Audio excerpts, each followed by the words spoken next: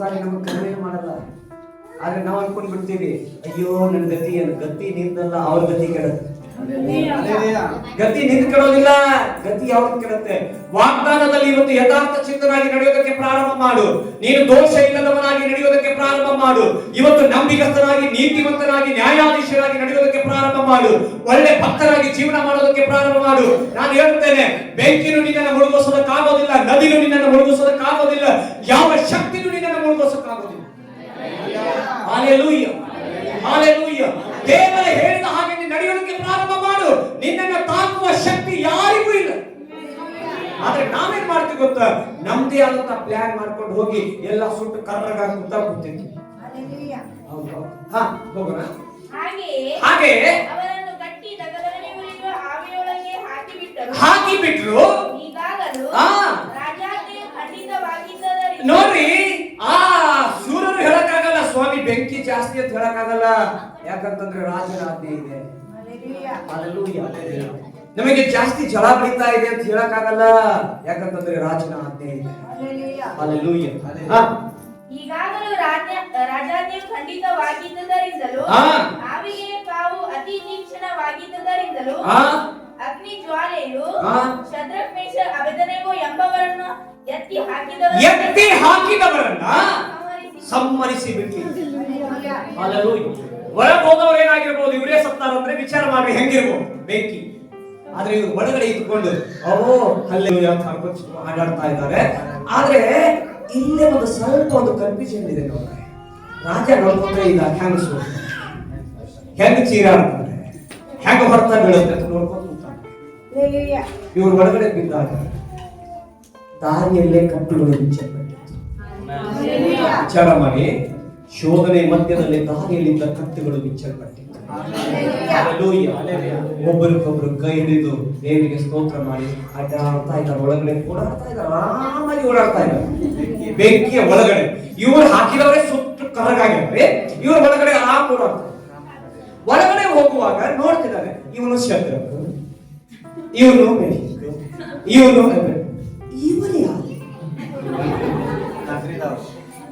ಎಲ್ಲಿ ನಡೀತದ ಗೊತ್ತಾ? ಯಾವಾಗ ದೇವರ ಪಶ್ಯಕ್ಕೆ ಒಳಗಾಗ್ತೀಯೋ ನಾಲ್ಕನೆಯ ಮುಖ ವೈರಿಗೆ ಗೊತ್ತಾಗತ್ತೆ, ಇದು ಇದು ದೇವಕುಮಾರನ ಮುಖದಂತೆ ಕಾಣ್ತಾ ಇದೆ. ಅನ್ಯ ವ್ಯಕ್ತಿಯವನು ಅವನ ತಿಳುವಳಿಕೆ ಇಲ್ಲ, ಅವನಿಗೆ ಯಾವ ಅರಿವಿಲ್ಲ, ಆದ್ರೆ ಅವನ ಕಂಡಿದ್ದು ದೇವಕುಮಾರನ ಮುಖದರ್ಶನ. ಹೇಳ್ತೇನೆ, ವಾಗ್ದಾನದಂತೆ ನಡಿ. ನಿನಗೆ ನಿನ್ನ ಮುಖ ಯಾರು ಕಂಡು ಹಿಡಿತಾರ ಬಿಡ್ತಾರೋ ಗೊತ್ತಿಲ್ಲ, ಆದ್ರೆ ದೇವರ ಮುಖ ಮಾತ್ರ ಕಂಡು ಹಿಡಿಯುವಂತ ದಿನ ಬಂದೇ ಯಾರಿಂದಲೂ ತಿಳಿಯಕ್ಕಾಗಲ್ಲ.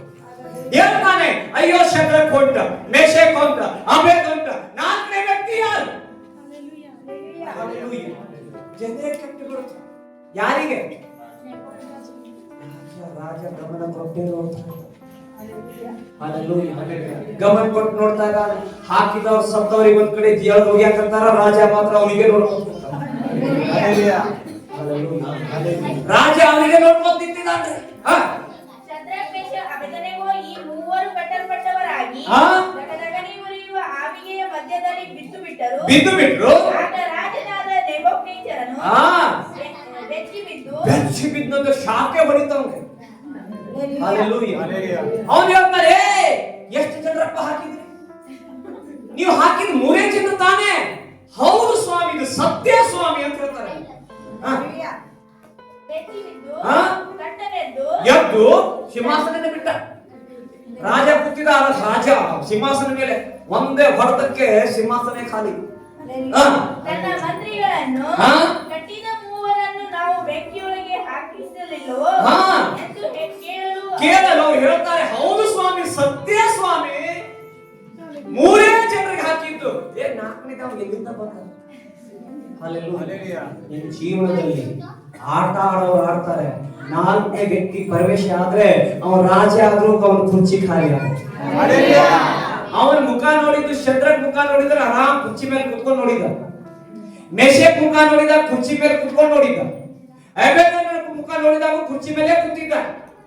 ಈ 4ನೇ ಮುಖ ನೋಡಿದ ತಕ್ಷಣ ಎದ್ದೇ ನಿಂತ. ಎಂದು ಕೇಳಲು ಅವರು ರಾಜನಿಗೆ, ಅರಸೇ, ಅರಸೇ ಹೌದು, ಹೌದು ಸ್ವಾಮಿ, ಸತ್ಯ ಎಂದು ಈ ಸತ್ಯ ಸ್ವಾಮಿ, ನಾವು 3 ಜನ ಹಾಕಿದ್ದು. ಅದಕ್ಕೆ ಹಾ? ಅವನು ಹಾ? ಇಗೋ ಹಾ. ಕಟ್ಟಿಲ್ಲದ ಈ ನಾಲ್ವರನ್ನು ಕಟ್ಟಿಲ್ಲದಿರುವಂತ 3 ಜನ ಕಟ್ಟಿದ್ದು 4 ಜನ ಕೈ ಬಿಚ್ಚಾರಂದ್ರೆ ಆ ವ್ಯಕ್ತಿ ಬಂದು ಬಿಚ್ಚಿದ್ದಾರೆ. ಯಾರು ಬಿಚ್ಚಿದ್ದಾರೆ ಗೊತ್ತಾ? ಹಲ್ಲೆಲೂಯಾ.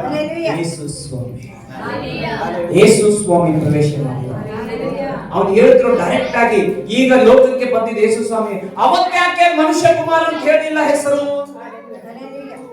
ಅವತ್ತು ಶದ್ರಕ್ ಮೇಷಕರನ್ನ ಬೆಂಕಿಯಲ್ಲಿ ಹಾಕಿದಾಗ ಆ ರಾಜನಿಗೆ ಮನುಷ್ಯ ಕುಮಾರನ ಅಂತ ಯಾಕೆ ಕಾಣಲಿಲ್ಲ? ಈಗ ಹೇಳ್ತೀನಿ, ಮನುಷ್ಯ ಕುಮಾರನು ಅಂತ ಹೇಳಿ ನಾವು ಯೇಸು ಸ್ವಾಮಿ ಕರೀತೀವಿ, ಮನುಷ್ಯನಾಗಿ ಹುಟ್ಟಿದ ಮೇಲೆ. ಆದ್ರೆ ಇನ್ನು ಮನುಷ್ಯನಾಗಿ ಹುಟ್ಟಿರಲಿಲ್ಲ, ಅವನು ಕಂಡಿದ್ದು ದೇವ. Hallelujah, hallelujah. ಇಗೋ ಕಟ್ಟಿಲ್ಲದ ನಾಲ್ವರನ್ನು ನೋಡುತ್ತೇನೆ, ಹಾ. ಬೆಂಕಿಯಲ್ಲಿ ತಿರುಗಾಡುತ್ತಿದ್ದಾರೆ, ಹಾ. ಅವರಿಗೆ ಯಾವ ಹಾನಿಯೂ ಇಲ್ಲ. ಯಾವ ಹಾನಿಯಾಗಿಲ್ಲ, ರಾಮಾಗಿ ಯೇಸು ರೂಪದಲ್ಲಿ ಕೂತ್ಕೊಂಡಿದ್ದಾರೆ. ಹಲ್ಲೆಲೂಯಾ. ಅಯ್ಯೋ, ಎಷ್ಟು ಬೆಂಕಿ ಹಚ್ಚಲ್ಪಟ್ಟಿದೆ, ಹಾಕಿದವರೇ ಸುಟ್ಟು ಕರಗಾಗಿ ಕೂತ್ಮಾಡ್ರಿ, ಆದ್ರೆ ಒಳಗಡೆ ಆರಾಮಾಗಿ ಅಡ್ಡಾಡ್ತಾ ಇದ್ದಾರೆ. ಏನ್ ಮಾತಾಡ್ತಿರ್ಬೋದು ಗೊತ್ತು? ಹಲ್ಲೆಲೂಯಾ. 4 ಜನ. ಹಲ್ಲೆಲೂಯಾ. ದೇವರು ಕೇಳಿರ್ಬೋದು, ಆರಾಮದಿರಪ್ಪ, ಇಲ್ಲಿ ಆರಾಮಾಗಿದ್ದೀರಿ ಸ್ವಾಮಿ. ಹಲ್ಲೆಲೂಯಾ. ಏನ್ ಝಳ ಗಿಳ ಬಡಿತ? ಏನ್ ಝಳ ಇಲ್ರಿ, ಆರಾಮ್ ಎಸಿ ಒಳಗೆ. Hallelujah, hallelujah. ಅದು ಆಗ್ತದೆ. ಆಮೇಲೆ ಹೇಳ್ತಾರೆ, ಇವ್ರಿಗೆ ತೆಗಿಯಾಕ ಶಕ್ತಿ ಇಲ್ಲ. ಯಾರಿಗೆ? ಯಾರಿಗೆ? ಹಾಕಿದವ್ರಿಗೆ ತೆಗಿಯೋ ಶಕ್ತಿ ಇಲ್ಲ. ರಾಜ ಹೋದ್ರು ರಾಜನು ಸುಟ್ಟು ಹೋಗ್ತಾನೆ. ಅದಕ್ಕೆ ಹೇಳ್ತಾರೆ, ಶದ್ರಕ್ ಮೇಷಕ್ ಅಬೇದೆನಗರು 3 ಜನರಿಗೆ ರಿಕ್ವೆಸ್ಟ್ ಮಾಡ್ತೀನಪ್ಪ, ಹೊರಗಡೆ ಬಂದ್ರು. ಹೊರಗಡೆ ಬಂದ್ರೆ ನಾವೇ ಹೋಗ್ತೀವಿ, ನೀನೇ ಬಂದ್ರೆ ನಾವು ಬದುಕ್ತೀವಿ.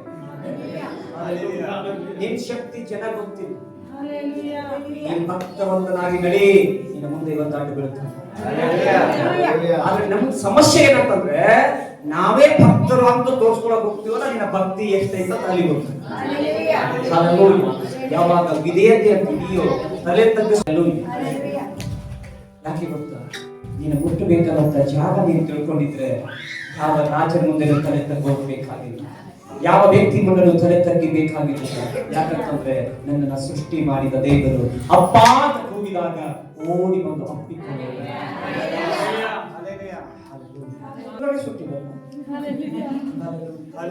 ಅಯ್ಯೋ, ಇವನಿಗೆ ಹಾಕಿದ ಶಾಲನು ಸುತ್ತಿಲ್ಲ ಅಂದ್ರೆ ಹೆಣ್ಣ ಬೆಳೆದಿರ್ಬೋದು. ಬೆಂಕಿ ಒಳಗಡೆ ಏನಾಗಿರ್ಬೋದು ಆಲೋಚನೆ ಮಾಡಿದ್ದೀರ? ಬೆಂಕಿ ಒಳಗಡೆ ಏನ್ ಕವರ್ ಮಾಡಿರ್ಬೋದು? ಪ್ರಿಯರೇ, ನಾನು ಅನ್ಕೊಳ್ತೇನೆ ಅವತ್ತು ರಾತ್ರಿ ದೇವರು ಸ್ಪಷ್ಟಪಡಿಸಿದೆ ಗೊತ್ತಾ? ಬೆಂಕಿಯ ಕೆರೆ ಒಳಗೆ ಆದ್ರೆ ಆ ಕ್ಷಣದಲ್ಲಿ ಏನಾಯ್ತು ಗೊತ್ತೇ? ಆ ಕ್ಷಣದಲ್ಲಿ ಏನ್ ಮಾಡಿದ್ರು ಗೊತ್ತಾ? ಮನುಷ್ಯ ಕುಮಾರ ದೇವಕುಮಾರ ಹಲ್ಲೆಲೂಯಾ ಸ್ಪಷ್ಟ ಮಾಡಿದ್ದೇನೆ ಗೊತ್ತಾ? ಎರಡೂ ಕೈಯಲ್ಲಿ ಕರಗಳನ್ನು ಚಾಚಿ ಹೇಗೆ ಕೆಂಪು ಸಮುದ್ರವನ್ನ ಕಟ್ಟಾಗಿ ನಿಲ್ಲಿಸಿದ್ರೋ ಹಾಗೆ ಬೆಂಕಿಯನ್ನು ನಿಲ್ಲಿಸಿದ್ರು. ಮಧ್ಯದಲ್ಲಿ ಹೇಗೆ ಈಗ ನಾವು ಹಾಕಿಲ್ಲ, ಮ್ಯಾಟ್ ಹಾಕಿವಲ್ಲ, ಈ ಮ್ಯಾಟ್ ಇದ್ದಕ್ಕೆ ಆ ಬೆಂಕಿಯ ಎಲ್ಲವನ್ನ ಆರಲ್ಪಟ್ಟು ಎಲ್ಲ ಆರಿದಂತ ಬೆಂಕಿಯ ಒಂದು ಕೆಂಡದ ಮೇಲೆ ನಡೆಯುವಂಥದ್ದು ಇದು ಮಾಡಿತ್ತು. ಆದ್ರೆ ಹೊರಗಡೆ ಕಾಣ್ತಿರೋದು ಏನ್ ಗೊತ್ತಾ? ಬೆಂಕಿಯ ಜೀವ. ಆದ್ರೆ ಒಳಗಡೆ ನಡೆದಿದ್ದು ಎಲ್ಲವೂ ಸಮಾಧಾನವಾಗುತ್ತೆ. ಬೆಂಕಿಯ ವಾಸನೆ ಅವರ ತಲೆ ಕೂದಲಿಗೂ ಬರಲಿಲ್ಲ ಅಂತ ಬೈಬಲ್ ಹೇಳ್ತದೆ. ಹಾಗಾಗಿ ನೀನು ಭಕ್ತನಲ್ವೇ? ನೀನು ಒಳ್ಳೆ ಭಕ್ತನಾಗಿ ಜೀವನ ಮಾಡೋದಾದ್ರೆ, ಒಳ್ಳೆ ನಂಬಿಕಸ್ಥರಾಗಿ ಜೀವನ ಮಾಡೋದಾದ್ರೆ, ಒಳ್ಳೆ ನೀನು ಯಥಾರ್ಥ ಚಿತ್ತನಾಗಿ ನೀನು ನಡೆಯೋದಾದ್ರೆ, ನೀನು ಒಳ್ಳೆ ನಿರ್ದೋಷಿಯಾಗಿ ನೀನು ಜೀವಿಸೋದಾದ್ರೆ, ನೀನು ನ್ಯಾಯವಂತರಾಗಿ ನೀತಿವಂತರಾಗಿ ಕಾರ್ಯ ಮಾಡೋದಾದ್ರೆ, ಪರಲೋಕದ ದೇವರು ನಿನ್ನ ಪರವಾಗಿ ಬಂದು ನಿಂತ್ಕೊಳ್ತಾನೆ. ಆ ದೇವರು ನಿನ್ನನ್ನು ನಡೆಸ್ತಾನೆ. ಎಂತ ಅಪಾಯ ಬಂದರೂ ನಿನ್ನನ್ನು ಕಾಯೋದಕ್ಕೆ ಗುರಾಣಿಯ ಅದಕ್ಕೆ ಏಷ್ಯಾನ್ ಬರೆದ ಪ್ರವಾದನೆ ಗ್ರಂಥದಲ್ಲಿ ಒಂದು ವಾಕ್ಯ ಇದೆ, ಓದೋಣ. ಏಷ್ಯಾನ್ ಬರೆದ ಪ್ರವಾದನೆ ಗ್ರಂಥ 43ನೇ ಅಧ್ಯಾಯ 1-2 ವಾಕ್ಯ ಓದ್ತೀರಾ? ನಾನೇ ನಿನಗೆ ರಕ್ಷಣೆ ಮಾಡಿದೀನಲ್ಲ, ಕಾಪಾಡಿದೀನಲ್ಲ, ನಿನ್ನ ಹೆಸರು ಹಿಡಿದು ಕೂಗಿದೀನಲ್ಲ, ನೀನು ನನ್ನವರೇ. ಯಾರು ದೇವರ ಭಕ್ತಿಗೆ ನೀನು ಸರಿಯಾಗಿ ನಡೀತೀಯೋ ದೇವರು ಹೇಳ್ತಾನೆ, ನೀನು ನನ್ನವನಾಗಿದ್ದಿ, ನೀನು ನನ್ನವನಾಗಿದ್ದಿ. ಅವಾಗ ಏನ್ ನಡೀತದೆ ಗೊತ್ತಾ? ಮುಂದಿನ ವಾಕ್ಯ ಹೇಳ್ತದೆ ನೋಡಿ, ನೀನು ಜಲರಾಶಿಗಳನ್ನ ಹಾದು ಹೋಗುವಾಗ ನೀನು ಮುಳುಗಿ ಹೋಗೋದಿಲ್ಲ. ಹಾ, ನಾನು ನಿನ್ನ ಸಂಗಡ ಇರುವೆನು. ನಾನೇ ನಿನ್ನ ಜೊತೆಯಲ್ಲಿ ಇರ್ತೇನೆ. ನದಿಗಳನ್ನು ದಾಟುವಾಗ ನದಿಗಳನ್ನ ದಾಟುವಾಗ ಅವು ನಿನ್ನನ್ನು ಮುಳುಗಿಸೋದಿಲ್ಲ. ಉರಿಯಲ್ಲಿ ನಡೆಯುವಾಗ ನೀನು ಉರಿ ಒಳಗಡೆ ನಡೆಯುವಾಗ ನೀನು ನೀನು ಕದ್ದದಿರುವಿ. ಹಲ್ಲೆಲೂಯಾ. ಪರಿಸ್ಥಿತಿಗಳು ಹಿಂಗೆ ಬರ್ತದೆ ರೀ, ಆವಾಗ ನೀನು ಸೋತ್ ಹೋಗ್ಬೇಡ. ನಿನ್ ಜೊತೆ ದೇವರಿಂದ ಅನ್ನೋದನ್ನ ಮರಿಬೇಡ. ನಮಗೇನಾಗತ್ತೆ ಗೊತ್ತಾ? ಹಿಂಗೇನ ಮಾಡಿಬಿಟ್ರೆ ಅಯ್ಯೋ ಹೆಂಗ್ ಮಾಡೋಣ, ಹೆಂಗ್ ಮಾತಾಡೋಣ, ಏನ್ ವಿಚಾರ ಮಾಡೋಣ. ನಾವು ಇವರಿಗೆ ಯಾರಿದ್ರು ಡಿಸ್ಕಸ್ ಮಾಡಕ್ಕೆ, ಈ 3 ಜನರಿಗೆ ಯಾರಿದ್ರಿ ಡಿಸ್ಕಸ್ ಮಾಡಕ್ಕೆ? ಏನ್ ಮಾಡೋಣ್ರಿ? ಸ್ವಲ್ಪ ಸಲಹೆ ಹೇಳ್ರಿ. ಬೆಂಕಿ ಹತ್ತಿದ್ದೇವೆ, ಇವತ್ತು ದೊಡ್ಡ ಸಮಸ್ಯೆ ಒಂದು ಪರೀಕ್ಷೆಯಲ್ಲಿ ನಾವು ಇದ್ದೇವೆ. ಏನ್ ಮಾಡ್ಬೇಕಂತ ಗೊತ್ತಾಗ್ತಾ ಇಲ್ರಿ. ಯಾರನ್ನ ಕೇಳೋಣ? ಯಾರೋ ಪರವಾಗಿಲ್ಲ, ಇಡೀ ಊರೇ ಅವರ ಜೊತೆ ಇದೆ. ಇಡೀ ಊರೇ ಅವರ ಜೊತೆ ಇದೆ. ರಾಜನಿಗೆ ರಿಕ್ವೆಸ್ಟ್ ಮಾಡೋರು ಇಲ್ಲ, ಇವ್ರ ಪರವಾಗಿ ಅವರು ಇಲ್ಲ. ಅರ್ಥ ಮಾಡ್ಕೊಳ್ರಿ, ಇವ್ರ ಬಗ್ಗೆ ವಿಚಾರ ಮಾಡೋರು ಇಲ್ಲ. ಆದ್ರೆ ಎಲ್ಲರೂ ಅನ್ಕೊಂಡ್ಬಿಟ್ರು ಇವ್ರ ಸತ್ರು ಮುಗಿದ್ದು, ಇಡೀ ಊರೇ ಅನ್ಕೊಂಡ್ಬಿಟ್ರು ಮುಗಿದ್ದು. 3 ಜನರನ್ನು ದಾಟಿಸ್ಬಿಟ್ಟು ನಮಗೆ ಬಹಳ ಕಾಡ್ತಿದ್ರು ಇವ್ರು ಹೋಗ್ಬಿಟ್ರು. ಹೋಗಲ್ಲ, ನೀವು ಬೆನ್ನತ್ತಾರೆ. ಹಲ್ಲೆಲೂಯಾ. ಜ್ವಾಲೆಯು ನಿನ್ನನ್ನು ದಹಿಸದು. ಆ ಜ್ವಾಲೆಯು ನಿನ್ನನ್ನು ದಹಿಸದು. ಯೆಹೋವನೆಂಬ ನಾನು ನಿನ್ನ ದೇವರಾಗಿದ್ದೇನೆ ಅಷ್ಟೇ. ನೀ ನನಗೆ ಏನೋ ಮನುಷ್ಯನಂತೆ ನೋಡ್ತೀಯೇನೋ? ಯಾವ ಒಬ್ಬ ಮನುಷ್ಯನ ವಿಚಾರ ಮಾಡ್ತೀಯೇನೋ? ನೀನು ಏನೋ ಒಂದು ರೀತಿಯಲ್ಲಿ ನೀನು ಆಲೋಚನೆ ಮಾಡ್ತೀಯ. ಅದೋ ನಿನ್ನ ತಾಯಿಯ ಗರ್ಭದಲ್ಲಿ ನೋಡಿದವನು ನಾನು, ನಿನ್ನನ್ನು ಸೃಷ್ಟಿ ಮಾಡಿದವನು ನಾನು, ನಿನ್ನ ಅನೇಕ ಅಪಾಯಗಳಿಂದ ತಪ್ಪಿಸಿದವನು ನಾನು, ನಿನಗೆ ವಿಮೋಚನೆ ಕೊಟ್ಟವನು ನಾನು. ನಾನು ದೇವರಾಗಿದ್ದೇನೆ ಅನ್ನೋದು ಮರಿಬೇಡ.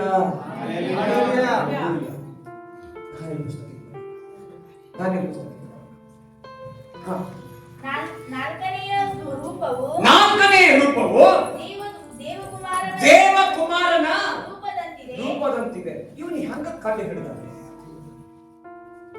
ಒಂದು ದಿನ ನೋಡಿಲ್ಲ. ಶದ್ರಕ್ ಮೇಷಕ್ ಅಬ್ರದ್ರು ನೋಡ್ಯಾರೋ ಇಲ್ಲೋ ಗೊತ್ತಿಲ್ಲ. ಆದ್ರೆ ರಾಜನಿಗೆ ಸೀದಾ ಅರ್ಥ ಆಗುತ್ತೆ, ಇವನು ಯಾರೋ ದೇವರ ಕುಮಾರ ಅಂತ ಕಾಣ್ತಿದ್ರು.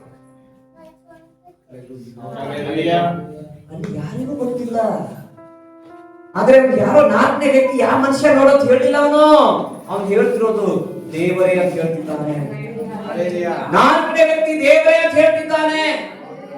ಮುಂದೆ ಏನ್ ಹೇಳ್ತಾ ನೋಡಿ, ಒಂದೊಂದು ಪದವನ್ನು ಸ್ವಲ್ಪ ಆಲೋಚನೆ ಮಾಡಿ. ಹೇಳಿ. ದಗದಗನೆ ಉರಿಯುವಂತ ಆವಿಯ ಬಾಯಿ ಒಳಗಿಂದ ಹೋಗಿ ಏನ್ ಹೇಳ್ತಾರೆ? ಸೀದಾ ಇವನು ಕರೀತಾನೆ. ನೋಡ್ರಿ ಹೆಂಗ್ ಕರೀತಾನೆ ಇವನಿಗೆ. ನಿನಗೆ ನನಗೆ ಯಾರು ಕರೀತಾನೆ ಹಿಂದೆ?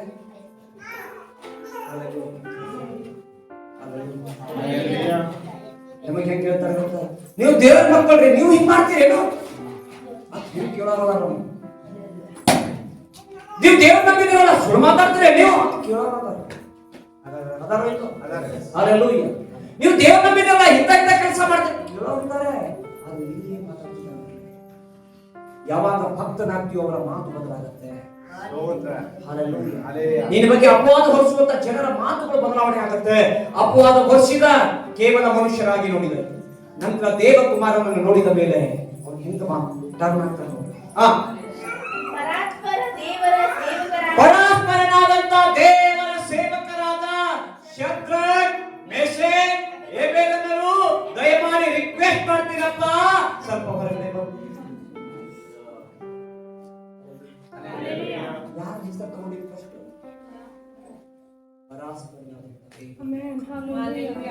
ಸೇವಕರು, ದೇವರ ಬೆಂಬಲಿಸುವವರು, ದೇವರ ನಂಬಿದವರು. ಅಪವಾದ ಬರೆಸ್ತಿಲ್ಲ. ಈಗ ನಮಗೆ ಕೇಳ್ತಾರೆ, ದೇವರ ನಂಬಿ ನೀವು ಹಿಂಗೆ ಮಾಡ್ತೀರಿ ಅಂತ ನಮಗೆ ಟಾರ್ಗೆಟ್ ಮಾಡಿ ದೇವರಿಗೆ ಹೊಡಿತಾರೆ. ಅಲ್ಲಿ ದೇವರನ್ನು ಹೊಡೆಯೋದಕ್ಕೆ ಚಾನ್ಸೇ ಇಲ್ಲ. ಯಾಕಂತಂದ್ರೆ ಇವರು ಭಕ್ತರಂಗಿದ್ರು, ಆ ರೀತಿಯಲ್ಲಿ ನಡೆದಿದ್ರು. ತನ್ನ ಯಥಾರ್ಥತೆಯನ್ನ ಬಿಡ್ಲಿಲ್ಲ, ಭಯ ಪಡ್ಲಿಲ್ಲ. ನಿನ್ನ ಸಾಯಿಸ್ಬಿಡ್ತೀನಿ ಅಂತ ಒಬ್ಬರ ಮುಖ ಒಬ್ಬರು ನೋಡ್ಲಿಲ್ಲ. ನಾನು ಸಾಯ ಕಡಿ, ನೀನು ರೆಡಿ, ನಾನು ರೆಡಿ ನಿಂತ್ರು. ಯಥಾರ್ಥವಾಗಿ ನಿಂತ್ರು. ಅಷ್ಟೇ ಮಾತ್ರವಲ್ಲ, ಅವರ ಮಾತು ಬದಲಾಗಲಿಲ್ಲ. ಯಾವ ಪಾಪನು ಮಾಡಲಿಲ್ಲ. ಅಯ್ಯೋ ನಾನು ನೀನ್ ಸತ್ರ ಸಾಯಿ, ನಾನು ಸಾಯಲ್ಲಪ್ಪ ಅಂತ ಹೇಳಿ ಒಬ್ಬನು ಬಿಟ್ಟು ಓಡಿ ಹೋಗ್ಲಿಲ್ಲ. ದೋಷದ ಮಾತು ಬರಲಿಲ್ಲ, ಮೂರನೇದಾಗಿ ಅವನಲ್ಲಿ ನೀತಿ ಇತ್ತು, ನ್ಯಾಯವಾಗಿ ದೇವರು ನಮ್ಮನ್ನು ಕಾಪಾಡ್ತಾನೆ ಅಂತ ನಂಬಿಕೆ ಇಟ್ಕೊಂಡು ಕೂತಿದ್ರು. ನಾಲ್ಕನೇ ವ್ಯಕ್ತಿ ಅವನು ಹೇಳ್ತಾನೆ ಭಕ್ತರಿಗೆ ಮಾರ್ಗವಾಗ್ತಾನೆ, ಬೆಂಕಿ ಬೆಳಗಲು ಕೂಡ ದೇವರ ಮಾರ್ಗ ಮಾಡ್ತಾನೆ ಅನ್ನೋದಕ್ಕೆ ನಿನ್ನ ಮುಂದೆ ಬೆಂಕಿ ಇದೆ, ಅಪಾಯ ಇದೆ, ಸಮಸ್ಯೆ ಇದೆ, ಕಣ್ಣೀರಿದೆ, ಹೋರಾಟ ಇದೆ. ಆದ್ರೆ ನಂಬೋದಾದ್ರೆ ಸರಿಯಾಗಿ ನಂಬು, ದೇವರ ಮಾರ್ಗ ಮಾಡುವ ನಿನ್ ಜೊತೆ ಇದ್ದ. ಇದನ್ನ ಬಿಟ್ಟು ನೀನೇ ಮಾರ್ಗ ಹುಡುಕಿದ್ರೆ ಎಲ್ಲ ಮಾರ್ಗಗಳು ಕ್ಲೋಸ್ ಆಗುತ್ತೆ. ದೇವರ ಕೈಲಿ ಒಪ್ಪಿಸಿಕೊ. ಏ ರಾಜ, ನನ್ನ ದೇವರು ಕಾಪಾಡಬೇಕಂತ ಮನಸ್ಸು ಮಾಡಿದ್ರೆ ನೀನು ಏನ್ ಅನ್ಕೊಂಡು ಕಾಪಾಡ್ತಾನೆ ಬಿಡ. ಅಂದ್ರೆ ಸಾಯದ ಕಾಲಕ್ಕೆ ರೆಡಿಗೆ ತೀರ್ಮಾನ ಮಾಡೇ ಬಂದಿದ್ದಾರೆ. ಸತ್ರು ಪರವಾಗಿಲ್ಲ, ಭಕ್ತರಾಗಿ ಸಾಯೋಣ. ಸತ್ರು ಪರವಾಗಿಲ್ಲ, ಪರಿಶುದ್ಧರಾಗಿ ಸಾಯೋಣ. ಸತ್ರು ಪರವಾಗಿಲ್ಲ, ಯಥಾರ್ಥವಾಗಿದ್ದು ಸಾಯೋಣ. ನಮ್ಮ ನಾಡಿಗೆ ಇನ್ನೊಂದ್ಸಾರಿ ಮಾತಾಡ್ತೀವಿ ನಾವು. ಅಲ್ಲೇ ಮಾತಾಡುವಾಗ ಪಲ್ಟಿ ಹೊಡಿತೀವಿ. ಅಲ್ಲೂಯೆ ಆದ್ರೆ ಅವ್ರು ಬರೀದಿಲ್ಲ, ಯಥಾರ್ಥವಾಗಿತ್ತು. ಒಳ್ಳೆ ಭಕ್ತರ ಅಂತ ಹೇಳಿ ತೋರಿಸ್ಕೊಳ್ಳೋದಕ್ಕೆ ಪ್ರೂವ್ ಆಯ್ತು. ಆ ಒಳ್ಳೆ ಭಕ್ತರ ಅಂತ ಯಾವಾಗ ಗೊತ್ತಾಯ್ತು ಅಂತ, ಹೊರಗಡೆ ಬಂದ್ಬಿಟ್ರಪ್ಪ ಅಂತ ಹೇಳಿ ರಾಜ ಕೂಗ್ತಾನೆ. ಅವಾಗ ಅವ್ರು ಹೆಂಗ್ ಬಂದಿರ್ಬೋದು? ಬೆಂಕಿ ಹೋಗಂತ ಜಾಸ್ತಿ ಹೋಗ. 3 ಜನ ಹಿಂಗ ಬಂದ್ರೆ ಅವರು ಅರಮನೆ ಒಳಗೆ ಹೊರಬಂದಂಗಾಗುತ್ತೆ. ಒಂದು ಗತ್ತಿನಿಂದ ಹೊರಗಡೆ ಬರ್ತಾ ಇದ್ದಾನೆ. ಆ ಒಂದು ಹೋಗುವಾಗಲೂ ಭಯ ಪಡಲಿಲ್ಲ, ಬರುವಾಗ ಅವಾಗ ಭಯ ಪಟ್ಟಿಲ್ಲ. ಈಗ ಬರುವಾಗ ಹೇಗಿರ್ತಾರೆ? ವಿರೋಧ ಇದ್ದಾಗಲೂ ಭಯ ಪಡಲಿಲ್ಲ, ಕಷ್ಟ ಬಂದಾಗಲೂ ಭಯ ಪಡಲಿಲ್ಲ, ಹೊರತ ಬಿದ್ದಾಗಲೂ ಭಯ ಪಡಲಿಲ್ಲ. ಆದ್ರೆ ಈಗ ಏನೂ ಇಲ್ಲ, ಸನ್ಮಾನ ಸಮಯದಲ್ಲಿ ಭಯ ಪಡ್ತಾರೆ. ಇನ್ನೊಂದ್ ಸ್ವಲ್ಪ ಹೆಮ್ಮೆಯಿಂದ ಹೊರಗಡೆ ಬರ್ತಾ ಇದ್ದಾರೆ. ಅವಾಗ ಹೇಳಿರ್ಬೋದು, ರಾಜ ಹೇಳಿರ್ತಾರ, ರಾಜ ಅಡ್ಡ ಬೀಳಂತ ಹೇಳಿದ್ದೆ, ಅವಾಗ ನಾನೇನಂದೆ? ನನ್ನ ದೇವರ ಬಗ್ಗೆ ಹೇಳಿಲ್ಲ ನೋಡು. ಬರುವಾಗ ರಾಜ ಅನ್ಕೊಂಡ 4 ಜನ ಬರ್ತಾವ ಅಂತ ಹೇಳಿ. ಅವನು ಅನ್ಕೊಂಡಿದ್ದ 4ನೇ ವ್ಯಕ್ತಿ ಎಲ್ಲಿದ್ದ ಅಂತ ಹೇಳಿ. ಅವ್ನು ಕೇಳಿರ್ಬೋದು, ಅಂತ ಕೇಳಿರ್ಬೋದು. ಇವ್ರು ಅಂದಿರ್ತಾರೆ, ಇನ್ನು ಗೊತ್ತಾಗಿಲ್ಲ, ಇನ್ನೂ ಅರ್ಥ ಆಗಿಲ್ಲ. ದೇವರನ್ನ ತಮಾಸೆ ಭಕ್ತರಾಗಿ ಹೆಜ್ಜೆ ಹಾಕಿ ನಿನ್ನ ಕಣ್ಣಿಗೆ ನಾನು ಕೊಡ್ತೀರ 3 ಜನರ ಕಣ್ಣಿಗೆ ಇವನ್ ಕಂಡಿಲ್ಲ, ದೇವಕುಮಾರ ಮುಖ ಕಂಡಿಲ್ಲ. ಹೊರಗಡೆ ಇದ್ರಲ್ಲ 3 ಜನ, ಇವ್ರಿಗೆ ದೇವರೇ ಕಂಡಿಲ್ಲ, ಕಂಡಿದ್ದು ರಾಜನಿಗೆ. ಯಾರಿಗೆ? ವೈರಿಗೆ. ಅವ್ರು ಅನ್ಕೊಂಡ್ರು ನಮ್ಮನ್ನು ನೋಡಿ ನಿನ್ನನ್ನಲ್ಲ 4ನೇ ಮುಖ. Hallelujah, hallelujah. 4ನೇ ಬಂದಿದೆ. ಭಯ ಪಟ್ಟಿದ್ದು ಅವನಿಗೆ, ನಿನಗಲ್ಲ. ನೀನು ಕಾಲರ್ ಮೇಲೆ ಬರಬೇಡ. ಹೊರಗೆ ಬನ್ನಿ ಎಂದು ಕೂಗಲು ಶದ್ರಕ್, ಮೇಷಕ್, ಅಬೇದ್ನೆಗೋ ಎಂಬವರು ಬೆಂಕಿಯೊಳಗಿಂದ ಹೊರಟು ಬಂದರು. ಅಲ್ಲಿ ಕುಡಿದು ಉಪರಾಜ, ನಾಯಕ, ದೇಶಾಧಿಪತಿ, ಅಲ್ಲಿ ಯಾವ ಮಂತ್ರಿಗಳಿದ್ರು ಗೊತ್ತ? ನಾಳೆ ಓದಿದ್ದೆಲ್ಲ. ಎಲ್ಲಾ ಮಂತ್ರಿಗಳು, ಅಧಿಕಾರಿಗಳು, ರಾಜಕಾರಣಿಗಳು ಯಾರ್ಯಾರಿದ್ದಾರೆ ಎಲ್ಲರೂ ಇದ್ದಾರೆ. ಪ್ರೂವ್ ಆಗಿದ್ದು ಒಬ್ಬರಿಂದ ಎಲ್ಲರ ಮುಂದೆ ಪ್ರೂವ್ ಮಾಡೋದಕ್ಕೆ ಹೋಗಿದ್ದಾವೆ. ಆಲೋಚನೆ ಮಾಡಿ. ಅವರನ್ನ ಯಾರು ನೋಡ್ತಿದ್ದಾರೆ ಈಗ? ಈ ಶದ್ರಕನ್ನ, ಇವರನ್ನ. ಅವರನ್ನು ನೋಡಿ ಅವರ ಮೇಲೆ ಬೆಂಕಿಯ ಅಧಿಕಾರವು ನೋಡ್ರಪ್ಪ ಮಂತ್ರಿ, ನೋಡಪ್ಪ ಉಪರಾಜ, ನೋಡಪ್ಪ ಅಧಿಕಾರಿ, ನೋಡಿದ್ರಲ್ಲ ಈ 3 ಜನ ನೋಡಿ. ಬೆಂಕಿ ಹಂಗಿತ್ತಪ್ಪ. ಮಂತ್ರಿಗಳಿಗೆ ಕೇಳ್ತಾರೆ, ಸ್ವಾಮಿ ಬಹಳ ಜೋರಿತ್ತು, 2 ಜನ ಸತ್ತು ಬಿದ್ದಾರೆ, ಇಲ್ಲಿ ಹೊರಗಿದ್ದಾರೆ, ಈಗ ಹಾಕಿದ್ದಾರೆ, ಹೊರಗೆ ಸತ್ತಾರೆ. ಗೊತ್ತಿದೆ ಹೆಂಗಿದೆ ಅಂತ ಹೇಳಿ. ಹಲ್ಲೆಲೂಯಾ. ಇವರು ಸತ್ತಿದ್ದಾರೆ. ಆದ್ರೆ ಇವ್ರಿಗೆ ನೋಡಪ್ಪ, ಆ ಸತ್ತವ್ರಿಗೆ ನೋಡು, ಇವರಿಗೂ ನೋಡು. ಹಾಕಿದವರೇ ಹಿಂಗದಲ್ಲ, ಹೋಗ್ ಬಂದವ್ರು ಹೆಂಗದಾರ ನೋಡು. ಹೋಗ್ ಬಂದವ್ರು ಹೆಂಗಿದಾರ ನೋಡೋದು ಕೇಳಿದಾಗ ಅವರು ಸ್ವಲ್ಪ ಹೌದು ಸ್ವಾಮಿ, ಬೆಂಕಿ ಅವ್ರ ಕೂದಲ ಕೂಡ ಸುಟ್ಟಿಲ್ಲ ಸ್ವಾಮಿ. ಅವರ ತಲೆ ಕೂದಲು ಸುಟ್ಟಿಲ್ಲ, ಅವರ ಶಾಲ್ ಮೇಲಿದ್ದಂತ ಅಧಿಕಾರದ ಶಾಲ್ ಕೂಡ ವಿಕಾರವಿಲ್ಲ, ಏನು ಸ್ವಲ್ಪ ಝಳಾನು ಬರ್ತಿಲ್ಲ. ಬೆಂಕಿ ವಾಸನೆ ಬರ್ತಾ ಇಲ್ಲ. ಅಂದ್ರೆ ಘಮ ಘಮನೆ ನಾಡ್ತಾ ಬರ್ತಾ ಇದ್ರ ಒಳಗಿಂದ ಎಂತ ವಾಸನೆ ಇದೆಯೋ ಗೊತ್ತಿಲ್ಲ. ಅಂದ್ರೆ ಇವ್ರು ಬೆಂಕಿ ವಾಸನೆ, ನಾವು ನೋಡ್ರಿ ಬೆಂಕಿ ಹತ್ರ ಕೂತ್ರೆ ನಾವೇ ಬೆಂಕಿ ಬಂದ್ರ ಸ್ಮೆಲ್ ಬರ್ತದೆ. ಹಲ್ಲೆಲೂಯಾ. ಆದ್ರೆ ಇವ್ರು ಬೆಂಕಿ ಒಳಗಡೆ ಹೋಗಿ ಬಂದಾರೆ, ಇವ್ರು ಬೆಂಕಿ ವಾಸನೆ ಇಲ್ಲ. ಹಲ್ಲೆಲೂಯಾ. ಅಂದ್ರೆ ಅರ್ಥ ಇವ್ರಿಗೆ ಎಂತ ವಾಸನೆ ದೇವರು ಕೊಟ್ಟಿರ್ಬೋದು ವಿಚಾರ ಮಾಡ್ತಾರೆ. ಹಲ್ಲೆಲೂಯಾ.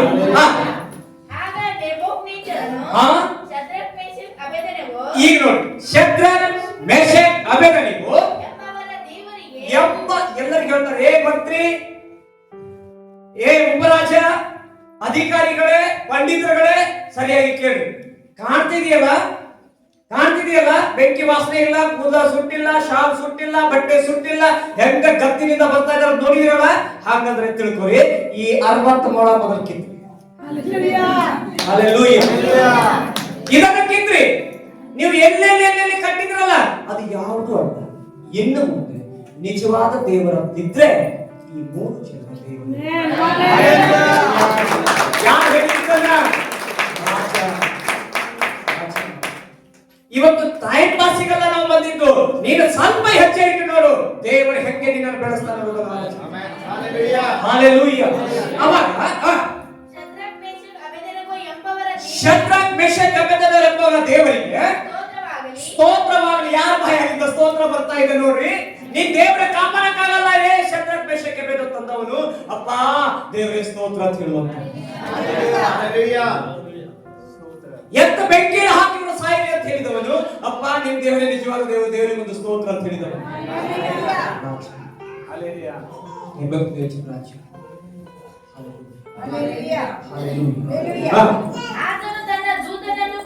ಈಗ ನೋಡಿ ಹೇಳ್ತಾನೆ, ಡಂಗ್ರ ಸಾರ್ತಾರ ಗೊತ್ತಾ? ರೇಷನ್ ಬಂತು ನೋಡ್ರಿ, ರೇಷನ್ ಮಾಡ್ತೀಯ. ಇಲ್ಲಿ ನಮ್ ಕಡೆ ಸಾರ್ತಾರ, ಯಾವ ರೋಗಿ ಸಾರ್ತಾರ. ಈ ಪೋಲಿಯೋ ಹಾಕ ಬಂದ್ರು ಹೇಳ್ತಾರೆ, ಪೋಲಿಯೋ ಹಾಕ್ಸ್ಕೊರಿ. ಏನಾದ್ರು ಸ್ವಲ್ಪ ಮಳಿ ಜಾಸ್ತಿ ಅಂತ ನೋಡ್ರಿ, ಎಚ್ಚರವಾಗಿರ್ರಿ. ಹೊಡಿತಾರಲ್ಲ, ಈಗ ಒಂದಂಗ್ರ ಹೊಡಿಸ್ತಾರೆ. ಯಾರು? ರಾಜ. ಅವರ ಎಲ್ಲರನ್ನ ಕರೆದ ಕೈಯಾಗೋದಂದ್ರ ಇದ್ದೀವಿ. ಮೂಲೆಗೆ ಹೋಗ್ರಿ, ಸುವಾರ್ತೆಗೆ ಸಾಗರ. ಯಾರು? Shadrach, Meshach, Abednego.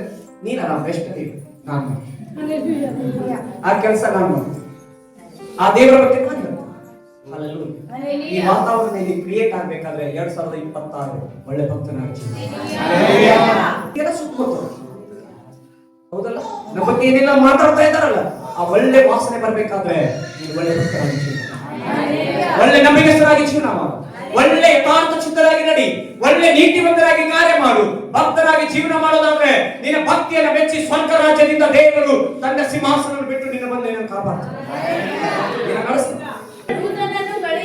ಆತನು ತನ್ನ ದೂತರನ್ನು ಕಳಿಸಿ ನೋಡಿ, ತನ್ನಲ್ಲಿ ಭರವಸೆ ಇಟ್ಟ,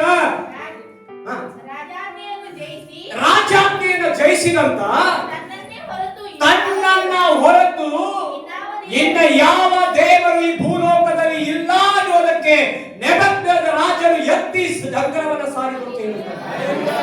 ಅಷ್ಟೇ ಮಾತ್ರವಲ್ಲ, ಹಲ್ಲೆಲೂಯಾ. ಯಾವಾಗ ತಲೆ ತಗ್ಗಲ್ಪಡ್ತದ ದೇವರ ಸನ್ನಿಧಾನದಲ್ಲಿ, ಅವಾಗ ದೇವರಿನ ತಲೆ ಎತ್ತಿ ನಿಲ್ತಾನೆ. ಆದ್ರೆ ಶದ್ರಕ್, ಮೇಷಕ್ ತೆಗೆದುಕೊಂಡ ತೀರ್ಮಾನ ಎಂತ ಗೊತ್ತಾ? ರಾಜ, ನೀನು 60 ಫೂಟ್ ಕಟ್ಟಿಸಬಹುದು, ಹಲ್ಲೆಲೂಯಾ. ಅದು ಬಂಗಾರದಿಂದ ಮಾಡಿರಬಹುದು. ಬಂಗಾರಕ್ಕಿಂತ ಅಮೂಲ್ಯನಾದವನು ನನ್ನ ದೇವರ. ಆತನನ್ನು ಬಿಟ್ಟು ಅಡ್ಡ ಬಿಡೋದಿಲ್ಲ ನಾವು. ಪ್ರೀತಿಯ ದೇವಚಿನ್ನರೇ, ಇವತ್ತು ದೇವರ ಸನ್ನಿಧಾನದಲ್ಲಿ ರಾಜಾಜ್ಞೆಯನ್ನು ಜಯಿಸಿ ತನ್ನನ್ನೇ ಹೊರತು ಇನ್ನಾವ ದೇವರನ್ನು ಸೇವಿಸಿ ಪೂಜಿಸಬಾರದೆಂದು